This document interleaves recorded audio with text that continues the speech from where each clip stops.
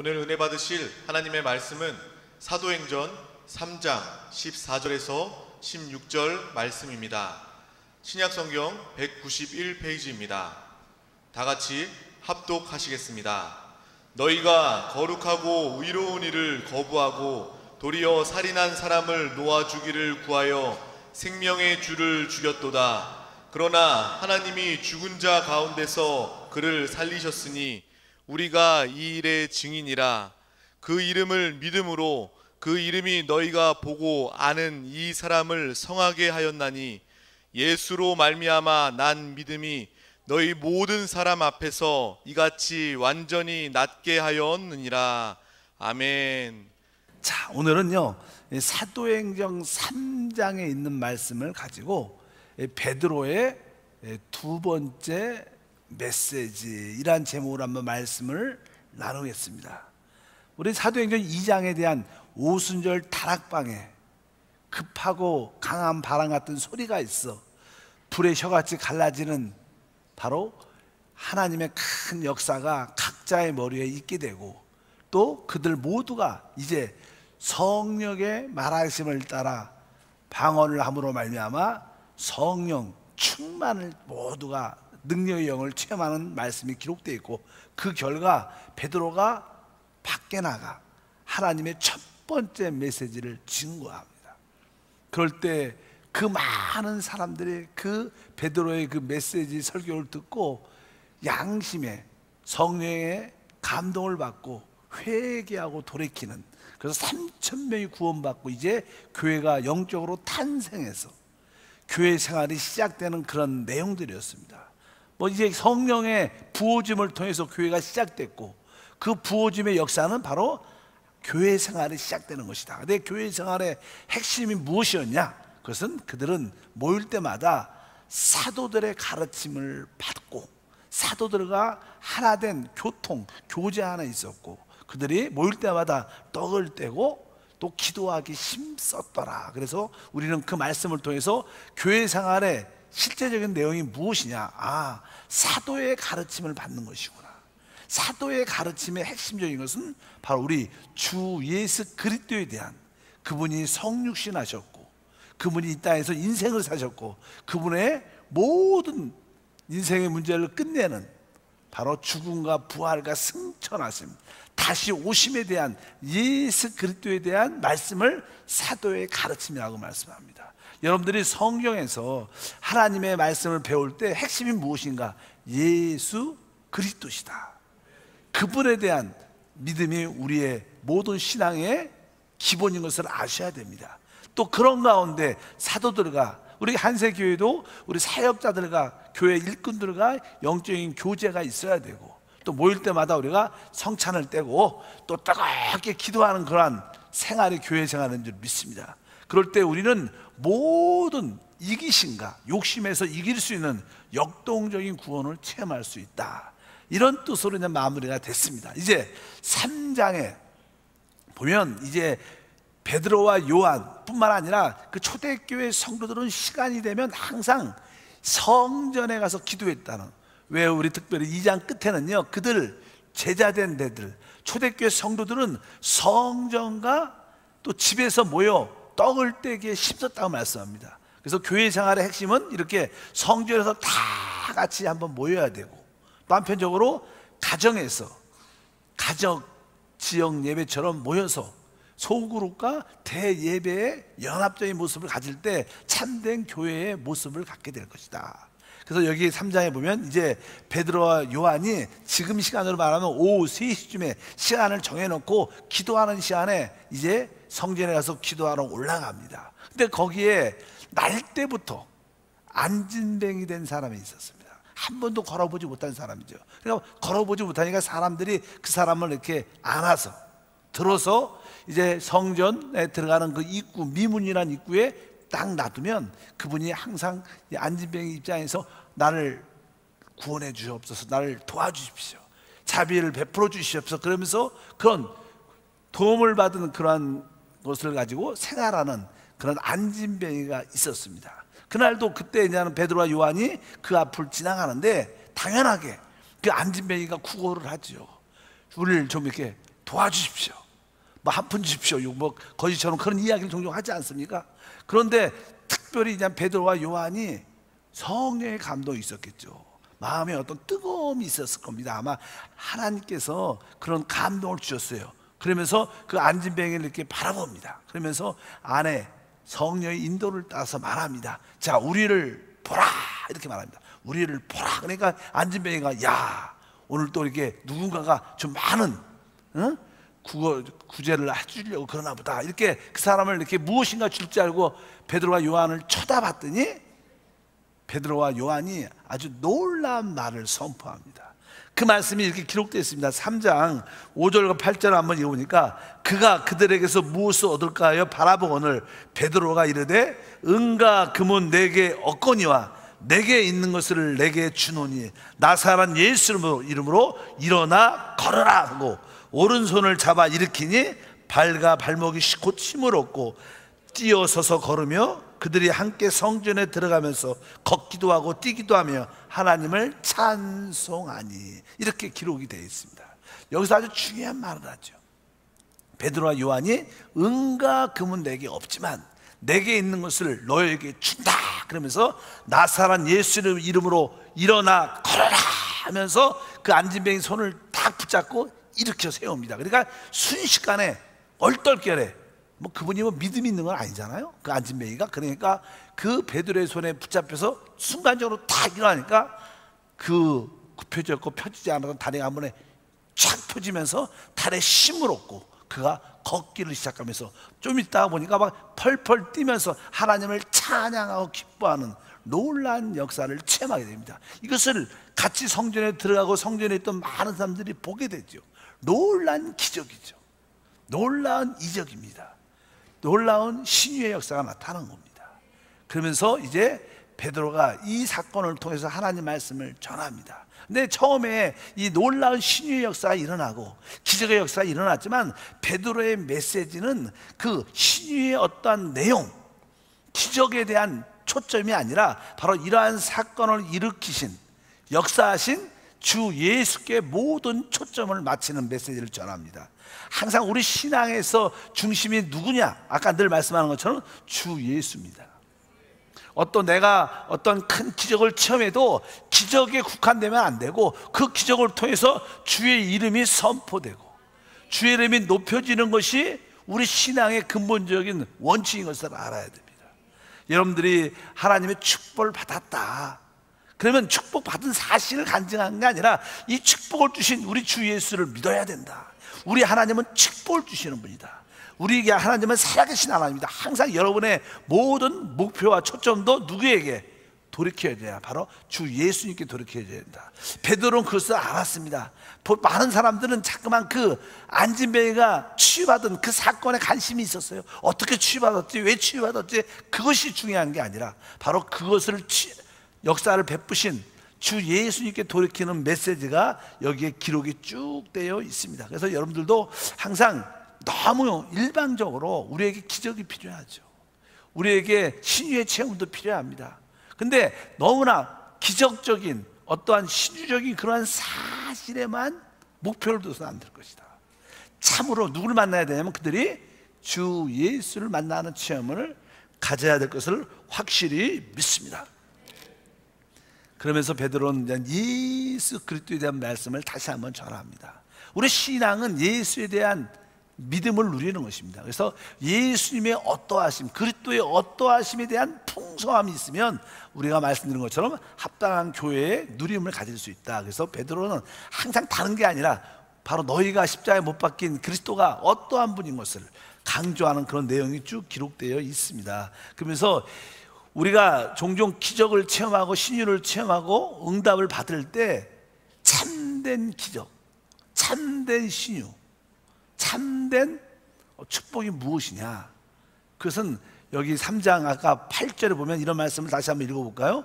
뛰어서서 걸으며 그들과 함께 성전으로 들어가면서 걷기도 하고 뛰기도 하며 누구를 찬양해요? 하나님을 찬송하는.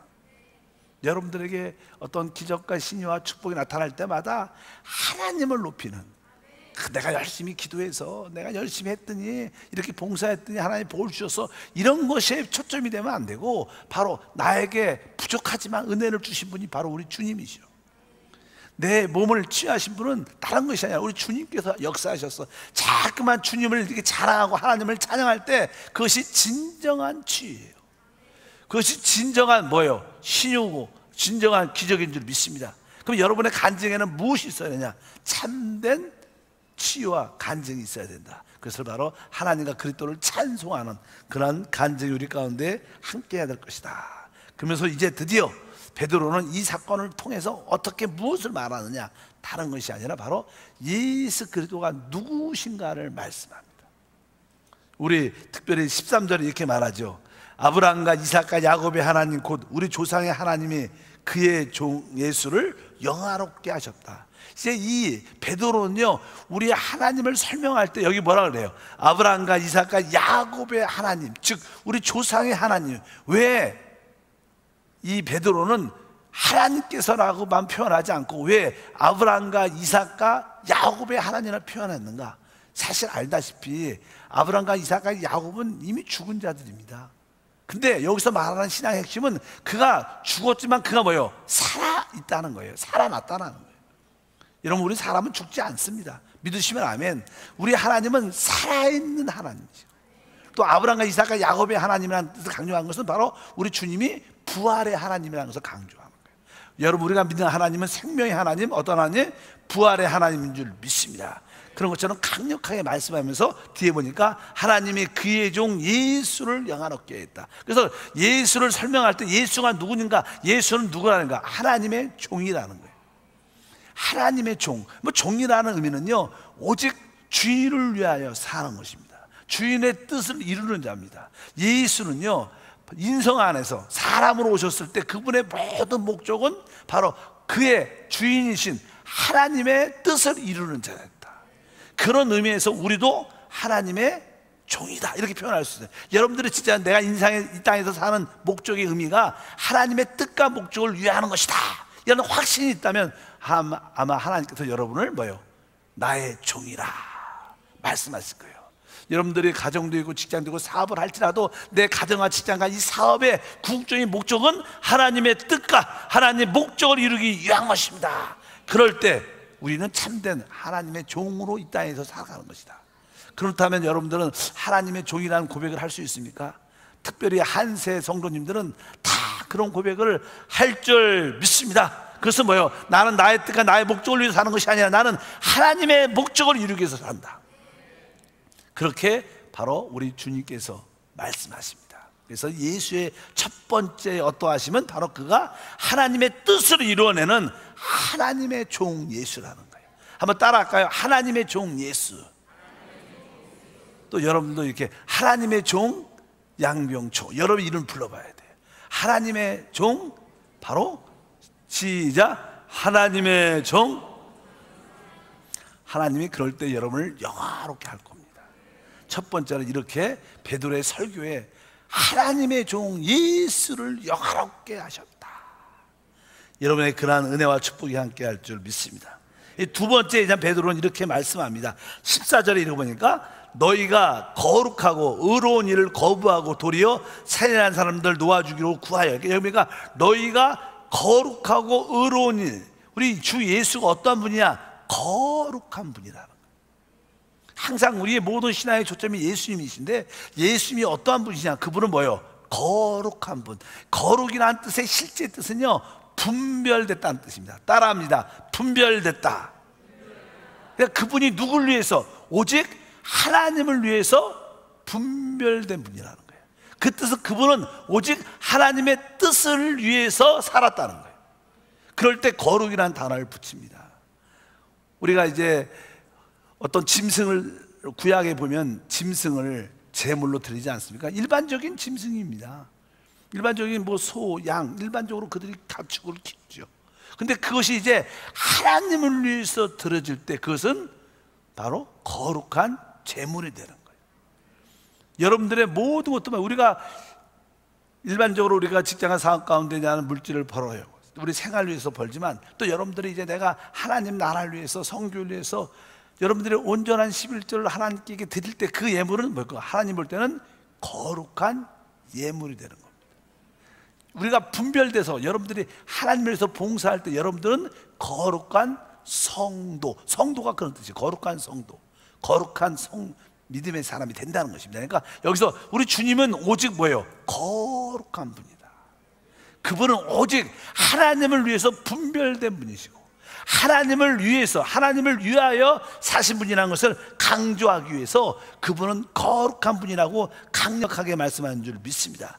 예수님의 이 땅에서의 모든 생애는 거룩한 삶을 사셨는데 그것은 다른 뜻이 아니라 바로 하나님을 위한 분별된 삶을 살았다는 것이 강조되는 거예요.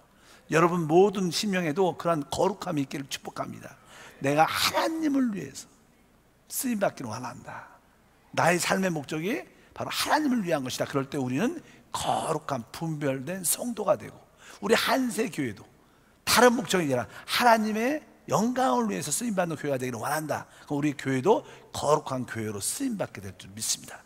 두 번째 단어는 이제 의롭다, 의로운 분이라는 거예요. 우리 예수 그리스도는 어떤 분이냐? 의로운 분입니다. 그분은 하나님 앞에서도 의로웠었고 모든 사람 앞에서 의로웠습니다. 우리 사람들은요 하나님 앞에서도 의롭지 않죠. 우리는 하나님 앞에서도 불의하죠. 또 서로 사람들의 관계에서도 의롭지 않습니다. 많은 어려움과 불의가 우리 가운데 서로 많습니다. 그런데 우리 주 예수님만이 참된 의를 가졌다는 거예요. 그분은 하나님께 부끄러움이 하나도 없었고 어떤 사람과 만나도 부끄러움이 없는 의로운 분인 것을 아십니다. 설사 예수님은 성경에 한두 번 이렇게 분을 내셨어요. 요한복음 2장 같은 경우에 보면요, 이제 6월절에 예루살렘 성전에 이렇게 올라가는데 많은 사람들이 소와 양과 비둘기들 팔고 또 돈을 서로 바꾸면서 그 기도하는 하나님의 성전을 장사하는 소굴로 만들었는 모습을 봅니다. 그러니까 주님께서 녹군을 만들어서 그들에게 화를 내면서 막 그들을 쫓아내시면서 여기는 바로 만민이 기도하는 하나님의 집이다 그러면서 사람들을 몰아내는 그런 사건이 기록되어 있습니다. 우리 주님이 그렇게 분을 내는 그러한 모습조차도 그것은 의로운 거예요. 여러분들에게도 영적인 분을 낼 수 있어야 된다. 믿으시면 아멘. 우리는 그런 모습이 부족할지라도 예수님은 모든 행동에 있어서, 하나님뿐만 아니라 모든 사람에 있어서 아주 의로운 분이셨다. 우리들도 우리 안에 계신 성령을 따라 산다면 우리도 그런 하나님이 갖고 주신 그런 의로움을 표현할 수 있는 그런 통로가 될 것을 확실히 믿습니다. 그래서 예수님은 여기 그분은 거룩한 분이시구나, 분별된 분이시구나, 그분은 모든 사람과 하나님과 모든 일에 대해서 의로운 분이구나. 우리는 종종 이렇게 기분이 나쁘면요, 에이 그냥 발로 꽝 차는 승기를 내면서 손으로 빵 이렇게 문을 두들기고 벽을 이렇게 꽝 친다는 그런 모습이 있지만 그것도 어떻게 보면 의롭지 않는 거죠. 왜? 아마 벽이나 의자, 책상들이 말할 겁니다. 왜 때려나? 안 때려서 그렇지. 그건 우리가 어떻게 보면 사람한테 표현 안 해도 다른 사물들에게도 우리는 의롭지 않을 때가 참 많다는 거예요. 그러나 우리 예수님은 모든 일에 의, 그런 의가 성령 안에 있는데 우리도 성령으로 충만하면 하나님이 기뻐하는 그 거룩과 분별도 체험할 수 있게 될 줄 믿습니다. 어차피 우리 주님은 놀라운 분이십니다. 거룩하고 의로운 분이시다. 그리고 나서 이제 더 멋진 말씀이 있는데 우리 15절에 보면 이렇게 뭐라 써있냐면 생명의 주를 죽였도다 이렇게 말씀합니다. 우리 주 예수님이 어떠한 분이라는 거예요? 생명의 주인이시라. 여기서 하는 생명의 주라는 것은 주인이란 주인인데 원래 뜻은요, 이것이 기원자라는 기원자, 창시자라는 뜻입니다. 그러니까 생명의 근원이고 생명의 창시자고 생명의 근원 되신다는 거예요. 누가? 우리 주 예수께서. 그분은 뭐예요? 생명의 근원이고 생명의 창시자다. 그분은 오늘 보면 주 예수 이름으로 사람들이 치유받죠. 치유받은 사건이 이러는데 그분은 치유하시는 분일 뿐만 아니라 생명 자체십니다. 그분이 함께하면 놀라운 역사가 일어난다. 그것을 분명히 우리가 알아야 됩니다. 그래서 여기에 보면 베드로는 예수님을 생명의 주님이시구나. 우리가 이 병에 걸리는 이유는요, 우리 몸에 생명이 약하기 때문에 병이 들죠. 그렇죠. 생명이 약하면 금방 어떤 병균이나 어떤 문제가 생길 때 병을 앓게 됩니다. 근데 이 생명은 모든 것을 살리는 역사가 있다는 거예요. 생명이 충만하면 어떠한 환경도 어떠한 병균들도 이길 수 있는 힘이 있어요. 그런데 생명의 그 근원이 누구시냐?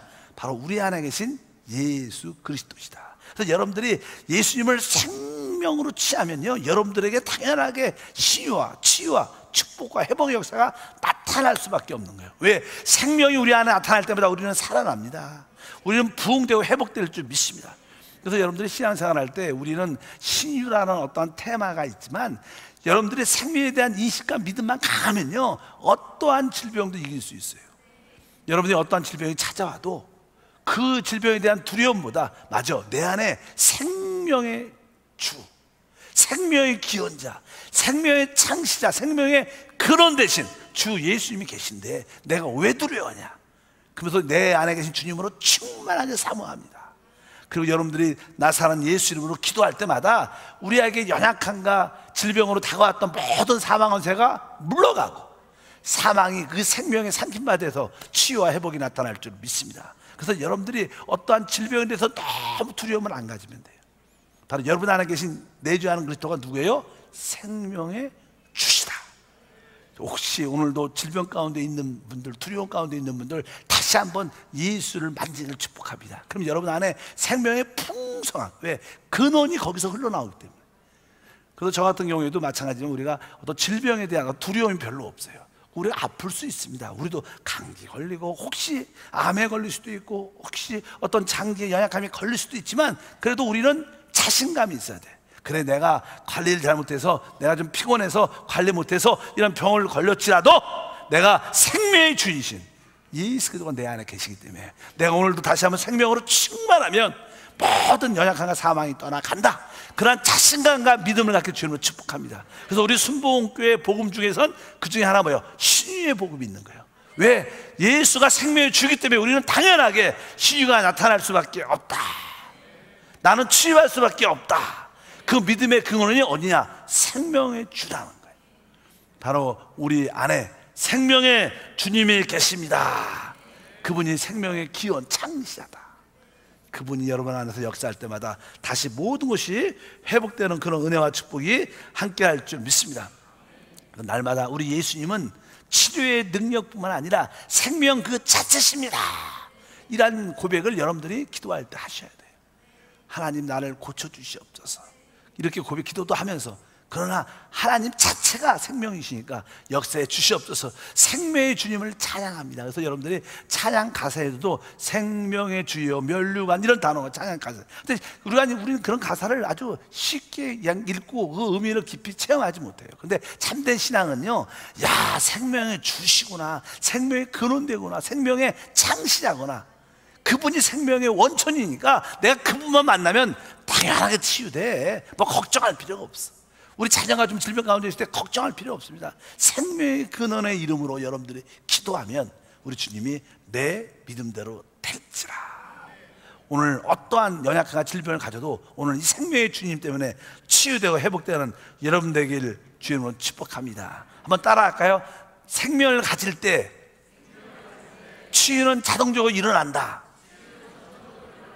그러니까 여러분 안에 생명 되신 그분을 날마다 체험하길 바랍니다. 뭐 그 가장 체험하는 길이 뭐예요? 뭐 주 예수를 부르는 거예요. 주 예수 부를 때 주님이 생명의 주님입니다. 그런 고백도 여러분 하시기를 바랍니다. 그래서 16절에 그렇게 말하죠. 그 이름을 믿음으로, 그 이름이 너희가 보고 아는 이 사람을 성하게 하였나니 예수를 말미암아 난 믿음이 너희 모든 사람 앞에서 이같이 완전히 낫게 하셨다.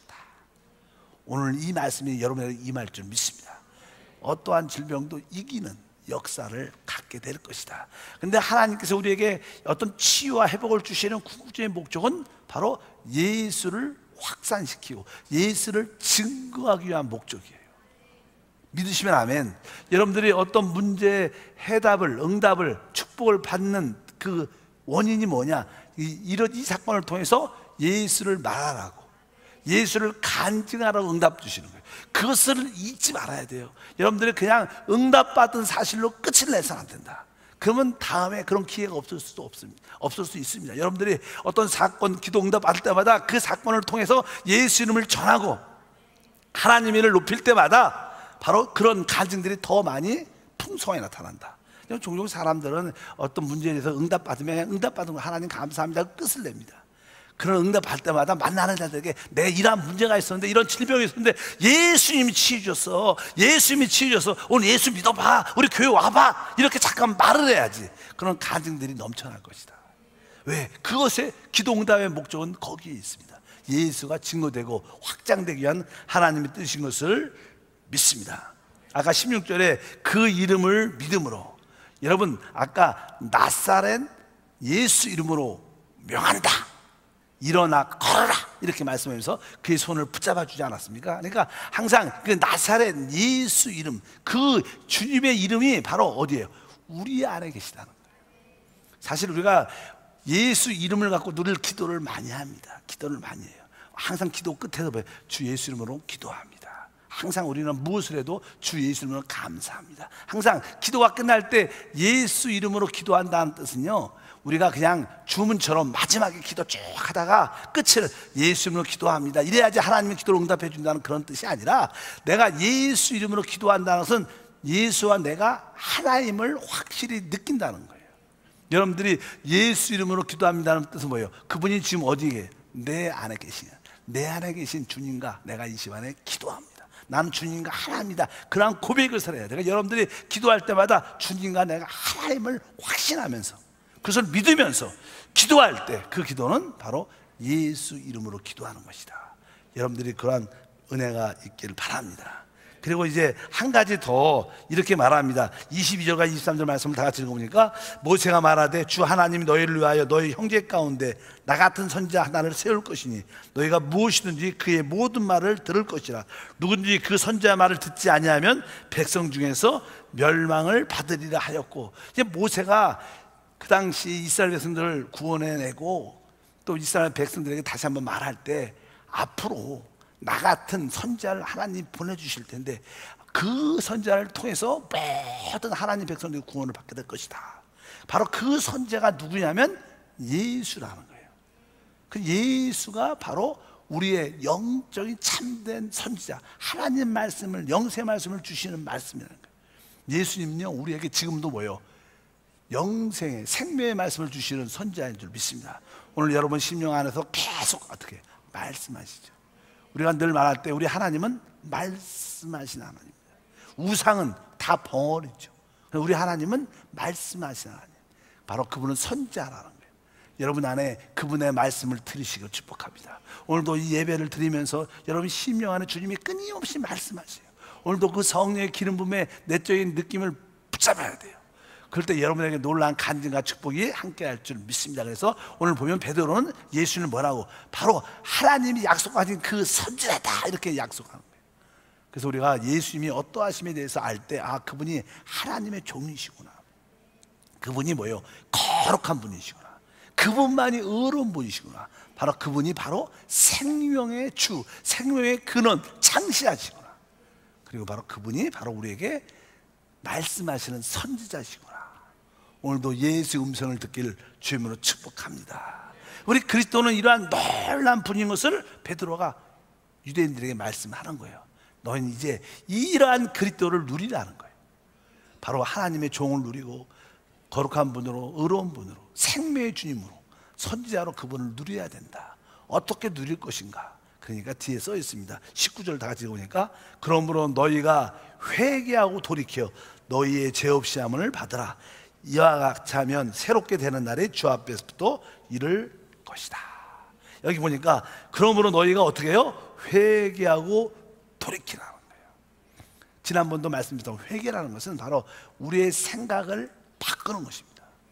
이제 여러분들이 그동안 여러분 중심적인, 세상적인 중심적인 생각으로 살아왔지만, 이제 내 생각이 하나님 중심으로, 그리스도의 중심으로, 성령 중심으로, 그의 몸된 교회의 중심으로 확 바뀌는 겁니다. 모든 방향이 바뀌어질 때 진정한 회개가 나오고, 그것은 우리에게 진정한 변화를 일으킬 줄 믿습니다. 이렇게 해서 회개하고 돌이킬 때 우리는 당연하게 제사를 받는 놀란 역사가 함께할 줄 믿습니다. 그러면 우리가 아까 말씀하는 예수님을 누리게 된다. 네, 그 예수님을 누리는 첫 번째 시작은 사실은 거듭남입니다. 우리가 회개하고 돌이킬 때 성령이 우리의 죽었던 영을 거듭나게 하셔서 그분이 우리 안에 들어오심으로 이제 우리가 그분을 어떻게 누리기 시작하죠. 그래서 주 예수를 믿은 사람들, 거듭남을 생명적으로 체험한 사람들의 처음의 기쁨은요, 교회 오면 얼마나 행복하고 자유하고 기쁜지, 뭔지 모르지만 너무 기뻐. 너무나 교회가 오고 싶고 찬양만 들으면 기쁘고 눈물이 나고, 그런 다 영적인 그런 한이문 그런 시대가 다 있었어요, 여러분. 지금 그거 누리는 사람도 있죠. 지속적으로 잘 영적으로 관리를 잘해서. 우리 어떤 분이 그렇게 말씀하시더라고. 목사님한테 결혼에 대한 이야기 들은 것 중에서 기억나는 게 한 가지가 있대요. 그래서 그게 뭐예요? 물으니까 결혼을 한 다음에 대부분 사람들이 사랑해서 결혼을 하지만 진짜 가정생활에, 결혼생활에 중요한 것은 그 사랑을 유지하는 거다, 지키는 거다. 많은 사람들은 결혼하면 사랑이 다 이루어졌다고 생각하고 더 이상 그 사랑에 대해 관리가 약하고 신경 별로 안 씁니다. 그러다 보니까 서로 이렇게 무례하게 또 이렇게 신경 안 쓰다 보니까 서로 상처받고, 그러면서 많은 문제들이 생기게 되죠. 어차피 중요한 것은요, 여러분의 합당한 가정생활을 잘 하려면 그 사랑을 어떻게 해요? 유지하는 게 중요합니다.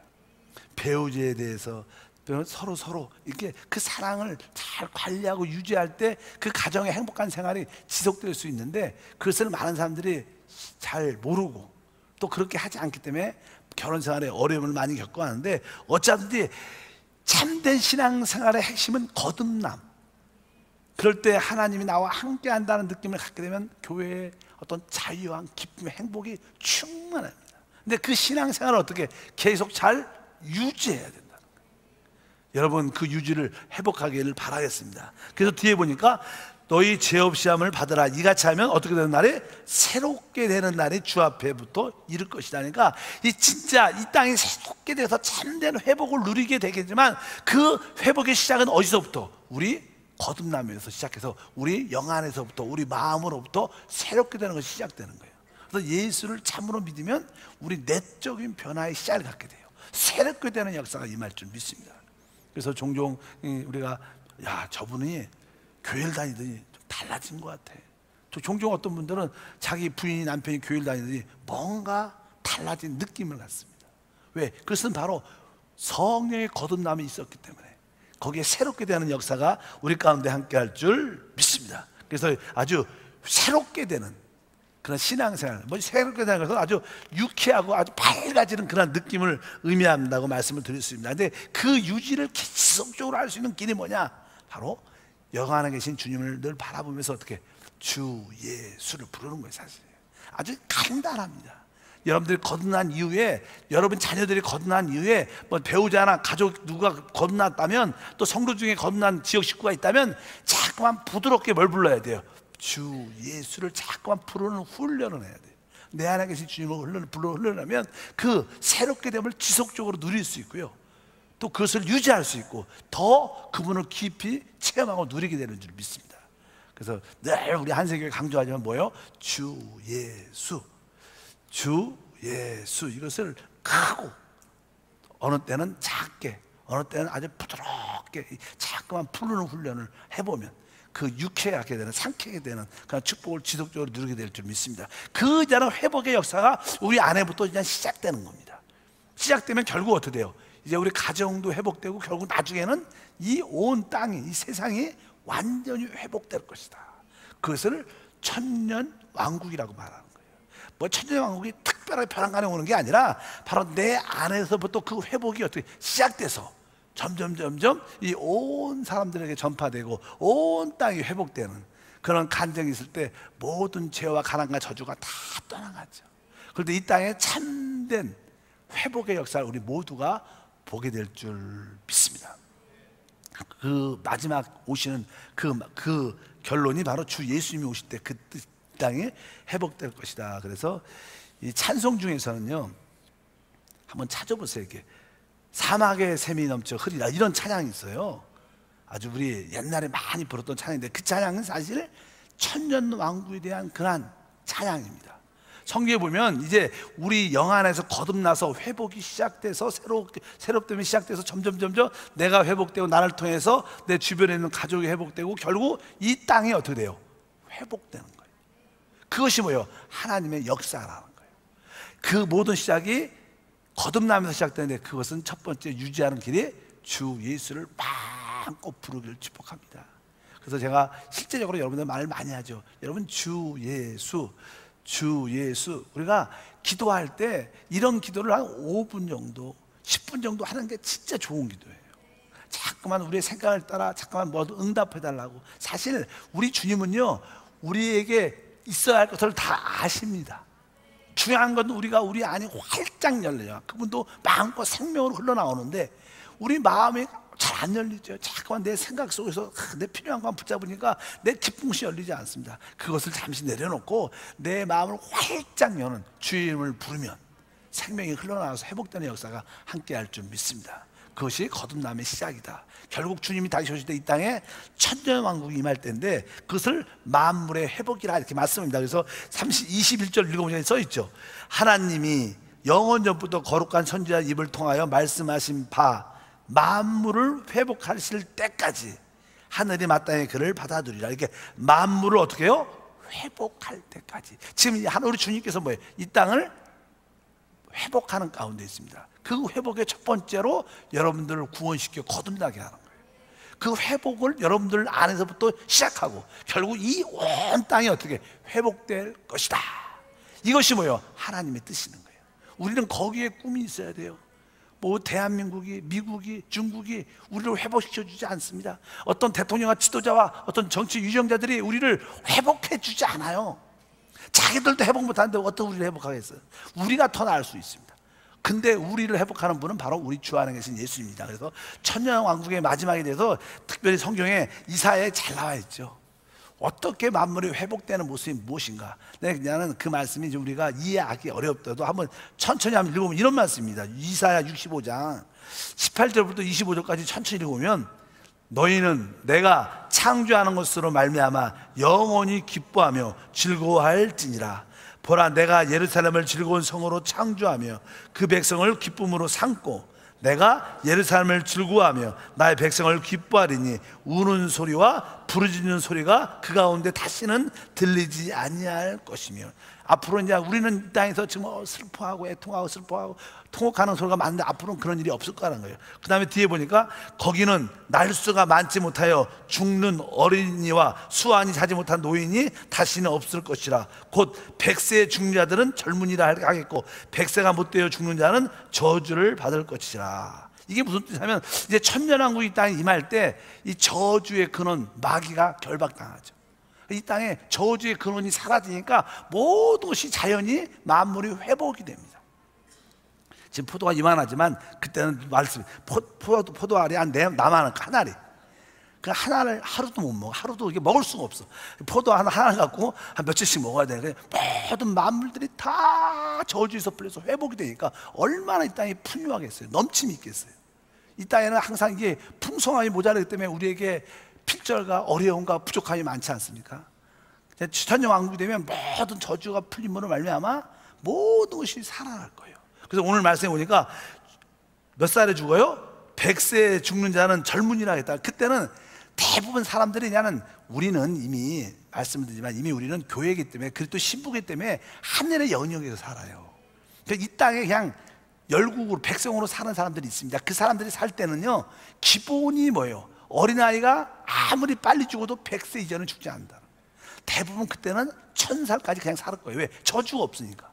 그냥 기본이 천년왕국 끝나게 다 살 거예요. 그렇다고 막 늙어가고 그런 모습이 아니라 아름다운 모습으로 살아갈 것을 저는 믿습니다. 여기에 그런 천년왕국의 그림들을 여기에 보여주지요. 그래서 100세에 죽는 자는 젊은이라 할 것이고, 혹시 100세가 못되어 죽는 자는 저주를 받아서 특별히 받아서 그 죽은 것이지 특별하지 않다는 거예요. 그렇게 말씀을 쭉 하고, 그 다음에 21절에 그들이 가축을 건축하고 가옥을 건축하고 그 안에 살겠고 포도나무를 심고 열매를 먹을 것이며, 그들이 건축한 데에 타인이 살지 아니할 것이요 그들의 심을 것은 타인이 먹지 아니하리니 이는 내 백성의 수완이 나무의 수완같이 같겠고 내가 택한 자가 그 손으로 일한 것을 길이 누릴 것이며 그들의 수고가 헛되지 않겠고 그들의 생산한 것이 재난을 당하지 아니하리니 그들은 야외의 복된 자의 자손일 것이요 그들의 후손도 그와 같을 것임이라.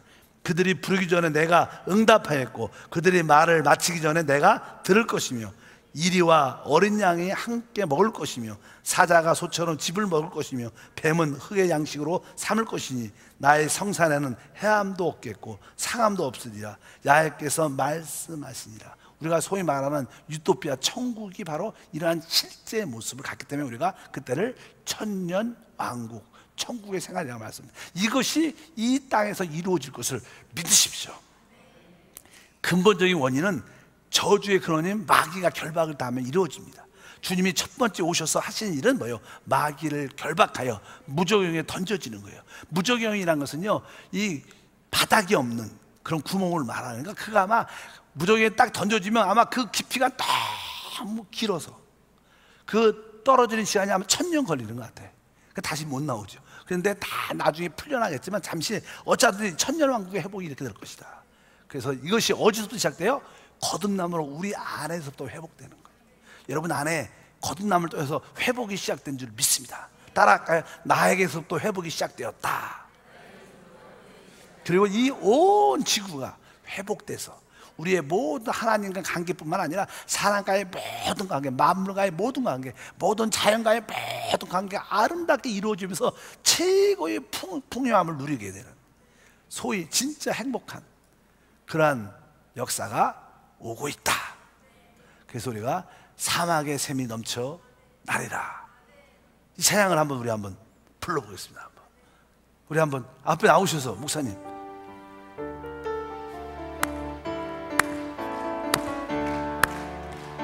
사막의 샘이 넘쳐 흐르리라. 사막의 꽃이 피어 향내 내리라. 주님이 다스리는 그 나라가 되면 사막의 고통산들이 사자들이 어린 양과 뛰놀고 어린이들 함께 뒹구는 참사랑과 기쁨의 그 나라가 이제서 다시 한번 사막의 샘이 넘쳐 흐르리라. 사막의 꽃이 피어 향해 내리라. 주님이 다스리는 그 나라가 되면 사막이 고통산들이 사자들이 어린 양과 뛰놀고 어린이도 함께 뒹구는 참사랑과 기쁨의 그 나라가 이제 속히 오리라. 하나님은 이 땅을 이렇게 회복하기 원하셔요. 그 시작으로 여러분을 거듭나게 하셔서 여러분 심령에부터 그것이 시작됐다는 거예요. 이제 시작됐으니까 그것이 완성될 거예요. 왜? 그분이 시작이고 끝이니까. 그분이 우리 안에서 시작하셨고 결국 이 땅을 다 회복해서 진짜 마음껏 하나님의 풍요함을 최고도 누리는 그러한 천국이 우리 가운데 이루어질 것을 믿습니다. 바로 거기에 주인공들이 여러분과 저다. 그 생각을 하면 참을 만한 거예요. 그래, 좀 힘들어도 이렇게 더워도 조금만 참자, 기뻐하자, 감사하자. 그럴 때 하나님의 간증과 축복이 함께할 것을 믿습니다. 하나님 아버지 감사합니다. 베드로의 그 두 번째 설교를 통해서 바로 우리 주 예수님이 어떠함을 다 체험할 수 있는 은혜를 더해 주시옵소서.